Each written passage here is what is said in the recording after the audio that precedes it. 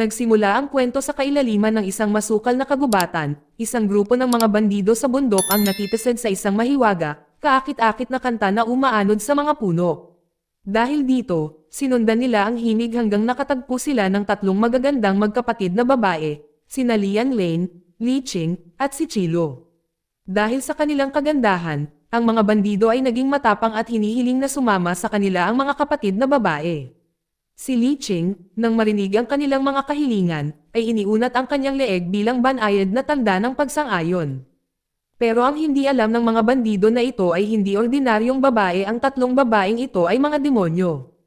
Walang pag-aalinlangan, hinuli ni Li Qing at ng kanyang mga kapatid ang mga bandido, na handang magpakabusog sa kanilang mga kaluluwa. Habang naghahanda sila sa pag-atake, isang monghe na nagngangalang Fang Yi ang pumasok sa eksena. Sa bilis ng kidlat, nagpakawala siya ng sandamakmak na mga diskarteng nakakasakit at mga silang spell, dahilan para umatras ang mga demonyo. Ang kanyang kapangyarihan ay gumagapang kay Chilo at Li Qing. Nang makitang nasa panganib ang kanyang mga kapatid na babae, gumawa si Lian ng isang matapang na desisyon. Nag-transform siya sa isang napakalaking ahas. Ang kanyang napakalaking anyo ay nakapulupot sa hangin. Sa kabila ng kanyang napakalaking kapangyarihan, nalaman niyang hindi niya kayang talunin si Fang Yi. Ang kanyang higanteng pamamaraan sa barya ay nagpapatunay ng labis para sa kanya upang mahawakan ito.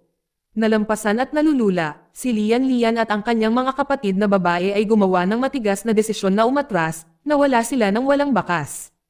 Pagkatapos ng labanan, si Lian at Li Qing ay sumilong sa isang maliit at liblib na kubo upang makabawi sa kanilang mga sugat.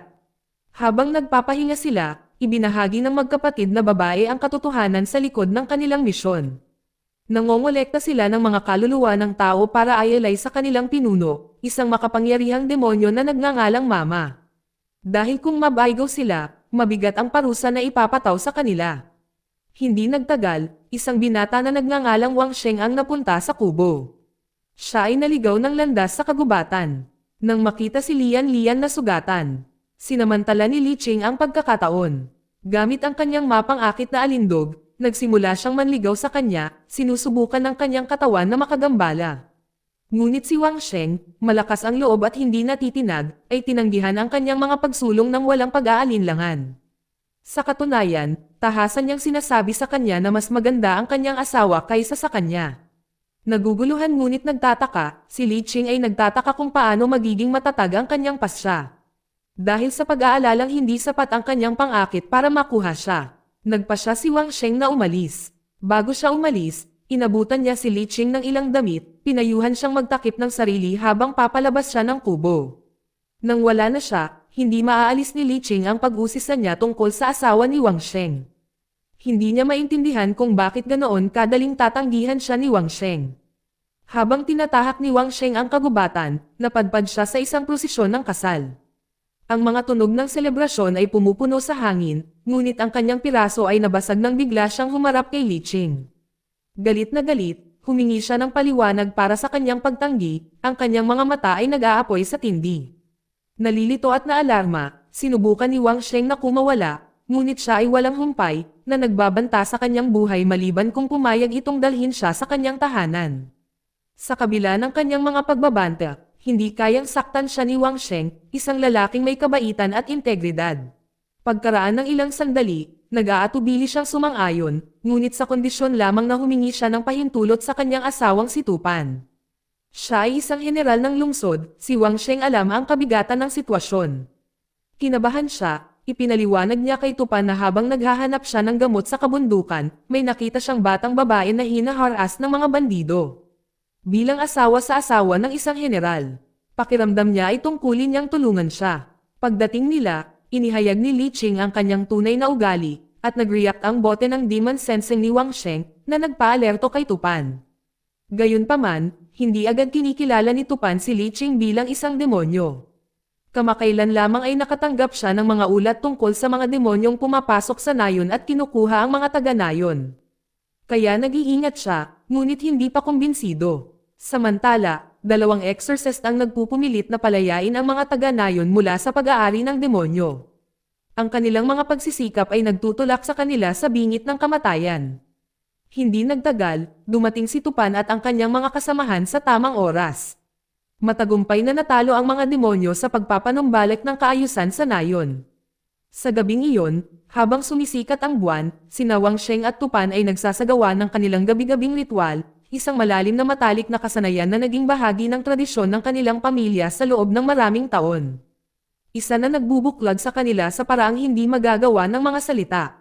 Nang bumalik si Li Chi kay Lian Lian, ang hangin ay makapal sa tensyon. Hindi nag-aksaya ng oras si Lian Lian na magtanong kung bakit hindi pa inaangkin ni Li Qing ang kaluluwa ni Wang Sheng.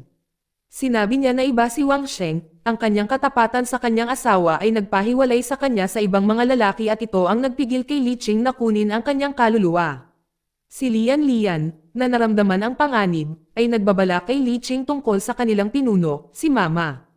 Kung natuklasan ni Mama ang kanilang kabiguan, ang kahihinatnan ay magiging matindi. Gayunpaman, sinuportahan ni Lian Lian ang kanyang kapatid, ngunit sa kondisyon lamang na hindi nalaman ni Chilo. Samantala, si Chilo, ang nakamamatay na demonyong gagamba, ay gumagala sa lungsod, naghahanap ng biktima. Nanliit ang kanyang mga mata nang makita ang isang grupo ng mga tulisan na nang-aasar sa isang babae. Walang pag-aalinlangan, hinampos niya. Isa-isa niyang hinigop ang mga kaluluwa ng mga tulisan. Ngunit bago pa siya makatapos, dalawang exorcist ang lumitaw, handang hulihin siya. Hindi nagtagal ay dumating si Feng Yi, na naramdaman ang kanyang demonyong presensya. Napagtantong hindi niya kayang labanan siya ng mag-isa, tumakas si Chilo, ang kanyang galit at pagkadismaya ay namumuo sa ilalim ng balat.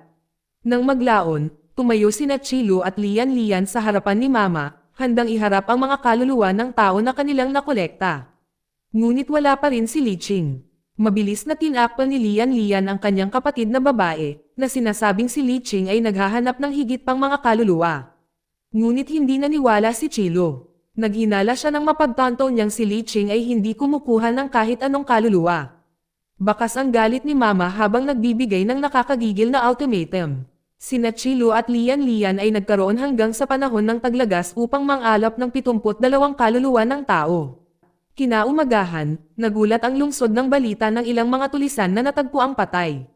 Dahil dito, mabilis na nagutos si Tupan ng pagtaas ng mga patrol sa lungsod, na determinadong maiwasan ang anumang karahasan. Kinagabihan, naliligo si Wang Sheng sa isang nakaka-relax na paliguanang. Sa hindi inaasahang pagkakataon, muling nagpakita si Li Qing. Kitang-kita ang kanyang mapang-akit na alindog habang sinusubukan niyang akitin siya. Ngunit si Wang Sheng ay nanindigan, tinatanggihan ang kanyang mga pag-usad. Nang tumitindi ang tensyon ay sumulpot si Tupan sa pintuan. Nataranta, mabilis na itinago ni Wang Sheng si Li Qing sa paliguan kasama niya, umaasang maiwasan ang hindi pagkakaunawaan. Pagkaalis ni Tupan, sinabi niyang umalis na siya, ang puso niya, giit niya, kay Tupan lang. Kinaumagahan, tumanggi si Li Qing na sumuko. Dumating siya sa bahay ni Wang Sheng na may hawak na bagong lutong cake, determinadong makuha ang puso niya. Napansin ni Tupan ang pananagutan ng mga madalas na pagbisita ay nadama ng isang pananalapi. Sa isang mainit na sandali, direktang itinutok niya ang kanyang espada kay Li Qing, ang kanyang mga mata ay nagliliyab. Ngunit bago pa lumala ang mga bagay, dumating si Wang Sheng sa tamang oras. Si Li Qing, mabilis na tumayo, ay nagpaliwanag na hiniling sa kanya ni Tupan na turuan siya kung paano magluto. Si Wang Sheng, na natikman ang cake, ay agad na pinuri ang kakayahan ni Tupan, na nagpapagaan ng tensyon. Si Tupan, nasiyahan sa kanyang tugon, ay umalis sa eksena, naiwan si Li Qing. Lalo pang naintriga sa hindi natitinag na katapatan ni Wang Sheng sa kanyang asawa. Sa ibang lugar, ang mga pandaman ni Feng Yi ay nagliyab habang ang isang malakas na aura ng demonyo ay nagmumula sa bundok. Samantala, dalawang exorcist, desperado at walang pera, ay walang kabuluhang nakipagsapalaran sa bundok, na umaasang manghuli ng mga demonyo. Ngunit hindi sila katugma sa mga nilalang na nakatago doon. Mabilis na nahuli at umalis sa awa ng mga demonyo. Nang gabing iyon, pumunta si Tupan sa silid ni Li Qing, nataman lamang siya ng isang nakakatakot na tanawin. Ang pagbabagong anyo ni Li Qing ay higit pa sa naisip niya. Nataman ng realisasyon, si Li Qing ang nasa likod ng kamakailang kaguluhan sa lungsod. Kahit na natuklasan na ni Tupan ang kanyang tunay na pagkatao, si Li Qing ay hindi nagpakita ng takot. Sa katunayan, buong tapang niyang ipinagtapat ang kanyang pagnanasa. Gusto niyang kunin ang lugar ni Tupan para maging asawa ni Wang Sheng. Nag-alab ang galit sa mga mata ni Tupan, ang labanan sa pagitan nila ay hindi maiiwasan. Brutal ang laban, sa kabila ng lakas ni Tupan, hindi siya kapantay ni Li Qing. Nakuha ang kalamangan, nakipagpalitan ng katawan si Li Qing kay Tupan sa isang iglap, naiwan ang tunay na Tupan na nakulong sa katawan ni Li Qing. Para bang hindi iyon sapat, tinawag ni Li Qing ang kanyang mga puwersa ng demonyo, inutusan ang mga sundalo na sumalakay. Marahas na tumugon ang bote na nakakadama ng demonyo, ang mahika nito ay nagpupumilit na tukuyin ang katotohanan. Ngunit si Tupan, kahit na nakulong at nalilito, ay tumangging sumuko. Buong lakas siyang lumaban, nagawang itulak ang mga sundalo, determinadong bawiin ang kanyang buhay at pigilan ang mapanganib na balak ni Li Qing. Nang itinaas ni Tupan ang kanyang kamay upang hampasin, si Li Qing. Tiwala sa kanyang tagumpay, ay nagambala ng isang pamilyar na boses. Pumasok si Wang Sheng sa silid, hinarangan ang kanyang pag-atake, ngunit hindi niya nakilala ang babaeng nasa harap niya ay si Tupan, na ngayon ay nasa anyo na ni Li Qing. Sa sandaling iyon, dumating si Feng Yi. Ang kanyang mga diskarte sa pagtuklas ng demonyo ay tumutukoy sa pagkakaroon ng madilim na enerhiya.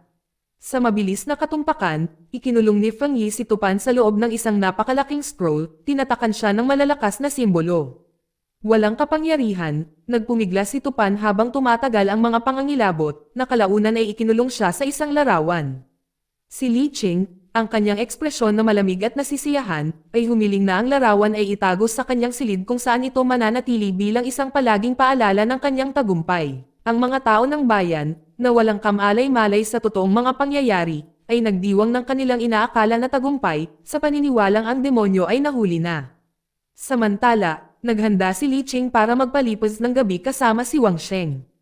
Inilagay niya ang painting ni Tupan sa kanyang silid, ipinoposisyon ito ng perpekto upang masaksihan ni Tupan ang bawat matalik na sandali na pinagsaluhan nila ni Wang Sheng. Nakulong sa painting, walang nagawa si Tupan kundi umiyak, walang magawang pinagmamasdan ang lalaking mahal niya na niyakap ang ibang babae.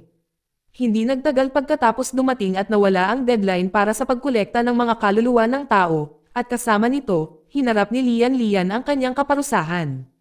Hindi makumbinsi si Li Qing na kumuha ng kaluluwa, si Lian Lian ay nabuklod sa madilim na mundo kasama ang dalawang exorcist na nabigo niyang makuha kanina.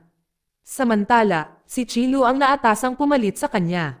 Sa tungkuling bawiin si Li Qing, natagpuan niya si Li Qing na nakatira na ngayon sa katawan ni Tupan at sinubukang mga tuwiran sa kanya. Sinabi sa kanya ni Qilu na ang tunay na pagmamahal ni Wang Sheng ay nakalaan para sa kanyang asawa, hindi para kay Li Qing gamit ang kanyang katawan. Ngunit si Li Qing, malamig at determinado, ay tumangging makinig. Ang mahalaga lang sa kanya ay ang makasama si Wang Sheng, at gagawin niya ang lahat para manatili siya.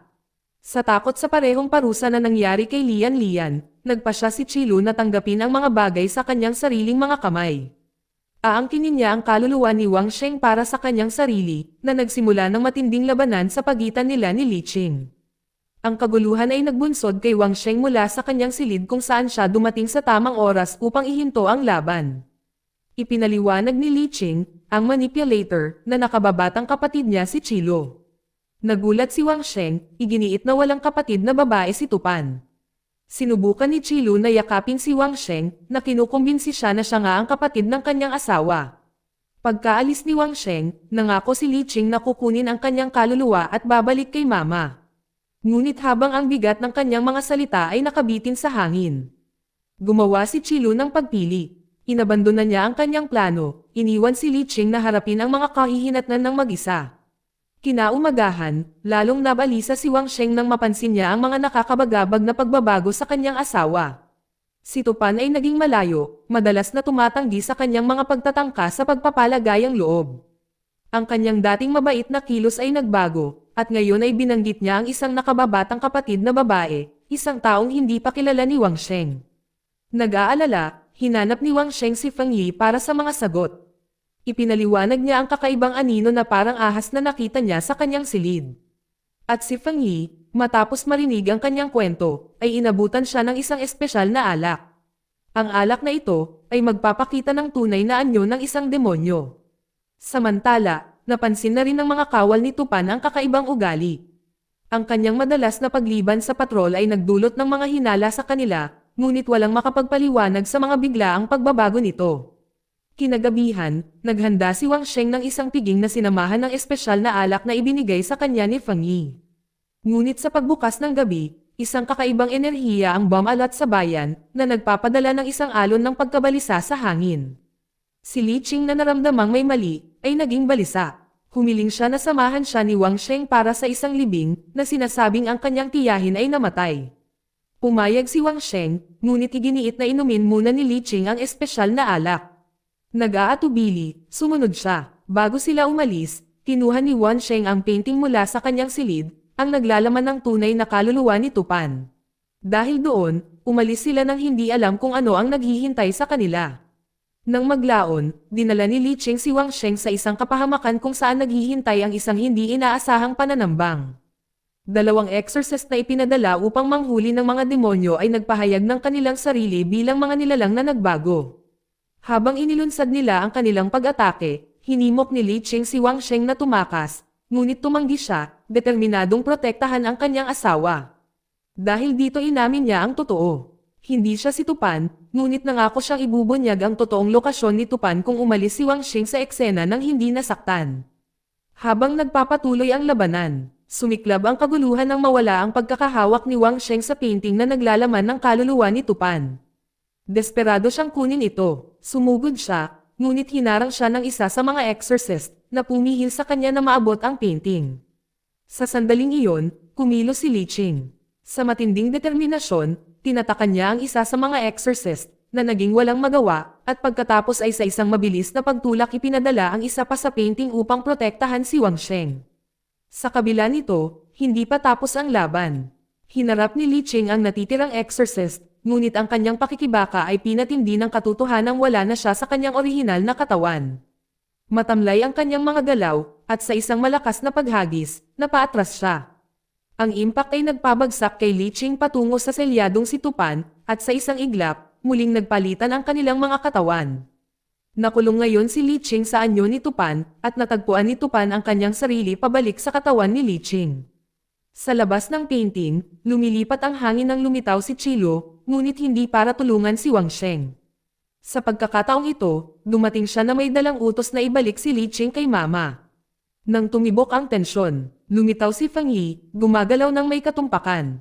Sa isang iglap, inagaw niya ang painting mula sa kaguluhan at nakulong si Chilo sa loob nito, ipinadala siya sa selyadong espasyo kasama ang iba pa. Malinaw ang susunod na galaw ni Feng Yi.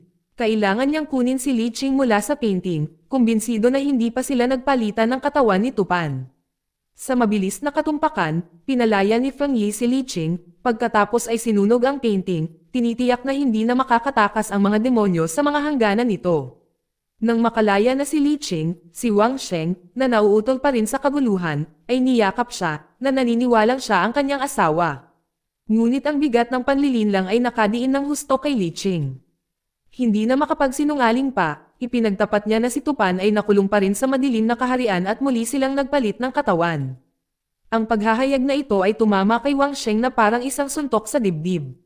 Sa pagtatangkang maibsan ang kanyang sakit, nag-alok si Li Qing na mag-transform bilang si Tupan, umaasang pupunuin ang puwang sa kanyang puso.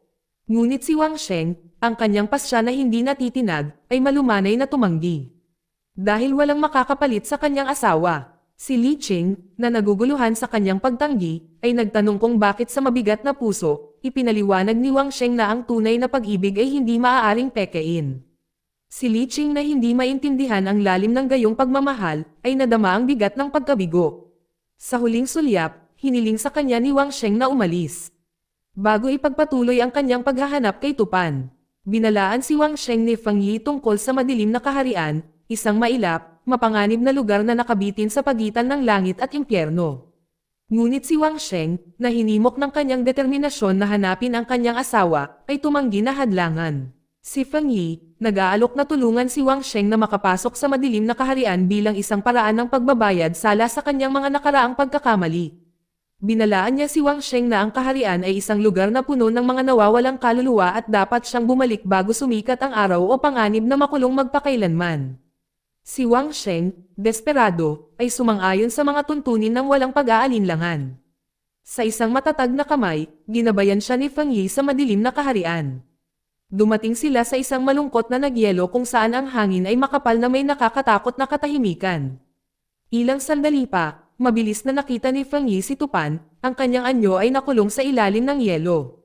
Ngunit habang sinusubukang lapitan ni Wang Sheng, mas lalo siyang nalalayo. Bawat hakbang niya ay malalim lang ang kanyang ginawa sa pagitan nila, iniiwan siyang nilalamon ng kalituhan at kalungkutan. Si Li Qing, na pinahirapan ng kaalaman na si Wang Sheng ay pumasok sa madilim na kaharian, ay lumapit kay Feng Yi na may desperadong kahilingan. Humingi siya ng tulong para sundan siya. Nakarating siya sa isang masakit na realisasyon. Nawala ang lahat dahil sa kanyang pagsuwi sa kapalaran. Ang mga tao at mga demonyo ay hindi kailanman tunay na magkakaisa. Si Feng Yi, na nakikita ang lalim ng kanyang panghihinayang, ay sumang-ayon na tulungan siyang tabyusan ang kanyang mga pagkakamali at ibalik ang balanse. Sa kanyang patnubay, nakapasok si Li Qing sa madilim na kaharian, ang kanyang puso ay mabigat sa bigat ng kanyang mga aksyon. Pagdating ni Li Qing, kinulong niya si Wang Sheng sa salamin, inihagis siya sa labyrinth ng walang katapusang corridors. Doon, nalilito, nakatagpo ni Wang Sheng si Tupan. Lumitaw si Li Qing pagkatapos, hindi malinaw ang kanyang mga intensyon. Samantala, si Feng Yi, na naramdaman ang panganib para kay Wang Sheng, ay nagmamadaling mamagitan. Pero bago pa man siya makakilos ay sumulpot na si Mama na nasubaybayan ang mga galaw ni Li Qing. Lumakas ang hangin sa tensyon nang mabatid ni Li Qing ang laki ng kanyang pagkakamali, ay napaluhod sa harap ni Mama. Humingi siya ng tawad, nagsusumamo na palayain sina Tupan at Wang Sheng, na kinikilala na ang lahat ng kaguluhang ito ay nagmula sa sarili niyang mga aksyon. Pero matigas ang puso ni Mama, hindi natin sa pagsisisi ni Li Qing. Itinoon niya ang malamig na tingin kina Wang Sheng at Tupan, na naglalayong angkinan ang kanilang mga kaluluwa. Nang walang pag-asa ng kapayapaan, sumiklab ang labanan sa pagitan nila. Sa kabutihang palad, dumating si Feng Yi sa tamang oras upang tulungan sina Wang Sheng at Tupan. Habang pinupunit ng galit ni Mama ang madilim na kaharian, dahilan para bumagsak ito sa kanilang paligid. Nagbitak ang hangin sa tensyon habang ang mismong lupa ay tila nanginginig sa bigat ng galit ni Mama.